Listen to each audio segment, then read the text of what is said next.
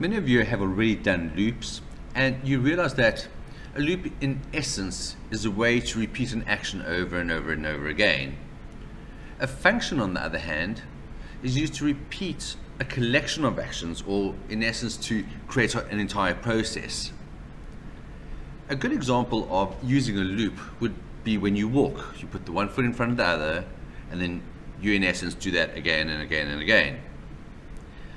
However, a triathlon is more of a function because you need lots of little actions that all become together to do one big thing. There are lots of different types of loops, and the first loop type that we're going to look at is called while. And while is a conditional that we use to repeat something if something is true, and then when it stops being true, well, it will then stop working. So my example is x is equal to 0, and I'm then going to say while x is less than 10, what do we want it to do? Well, let's say we're going to say x needs to increase by 1 every time that it's less than 10. So, x plus equal 1. So if I now press x, it's going to start the loop at 0, and then it's going to go 1, 2, 3 at such point until it reaches 10. And then it no longer is going to be part of that loop. So in essence, it should hopefully say 10. And yes, it does. So while the condition is met, it will continue the loop until the condition is no longer met. So we've seen the first way in which a loop will stop working is if a condition is met. The second is we can use the word break in the command itself. So what I'm going to say is I'm going to set two variables, x and y, and I'm going to make them equal to 0 and 0, and I'm busy setting up multiple variables at the same time, which perhaps you might find a better, easier way to do it.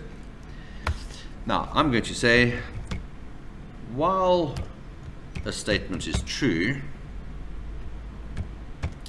and my statement is going to be x plus equal 1, which is exactly the same as what it was before, but this time what I'm going to do is I'm going to make y go up in 2's and not in 1's.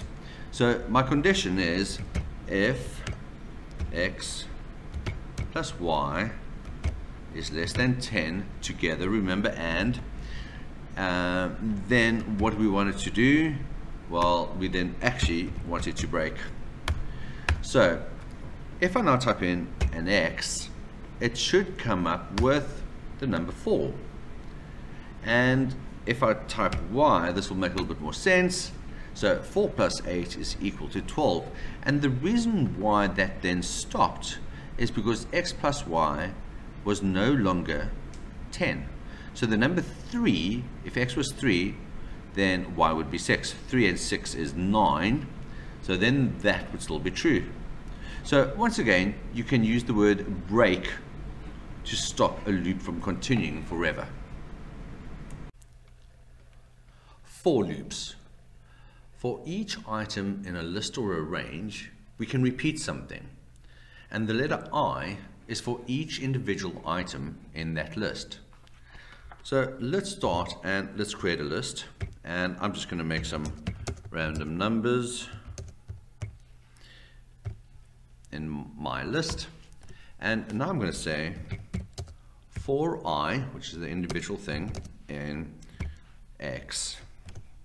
What do I want it to do? I'm going to ask that it just prints this for first. So here we are.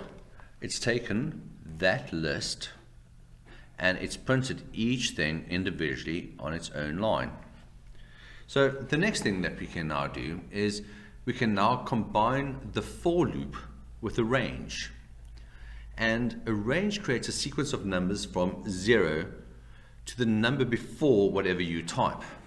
So the first thing we're going to do is we are going to make for I, and whatever number we type in there, let's say the number 35, it's going to print everything from 0 to 34. And there it all is, 0 to 34. Of course, we can go a little bit further, and I can now say for I in range, and I can now say what I'd like to do is, let's start it at a number. So the minimum number must be 15, and let's say the maximum number is 30, and I can go up in increments of 3. And if I now print I, so it started at 15 and it went up by 3 each time, so 15 plus 3 is 18, plus 3 is 21, and it goes up to the number before 30, which is 27. This becomes quite powerful, because what we can now do as well is, let's say we type in for I in range, and I'm going to say the number 13, just so that it doesn't become too long, and I'm going to say if I is exactly divisible by 4 and there isn't any remainder, then what we can do is we can use the word continue.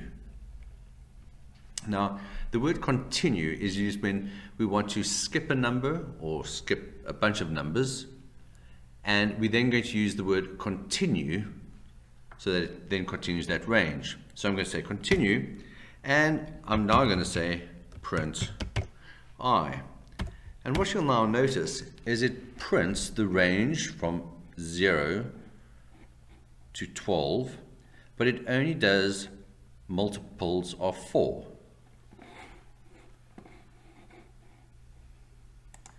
We could also do exactly the same thing, but this time, instead of saying that we wanted to have or to be multiples of 4, let's say we want every number that doesn't have multiples of 4. So what we've typed is, we've typed in exactly the same thing, but this time we're saying if not perfectly divisible by 4, then we're going to continue, and let's see if that works. Let's print this I. So what we are now hoping for is if it's not divisible by 4, which is the word not, and there it is. So we've got 1, 2, 3, it skipped the number 4, 5, 6, 7, and it skipped the number 8, and so on.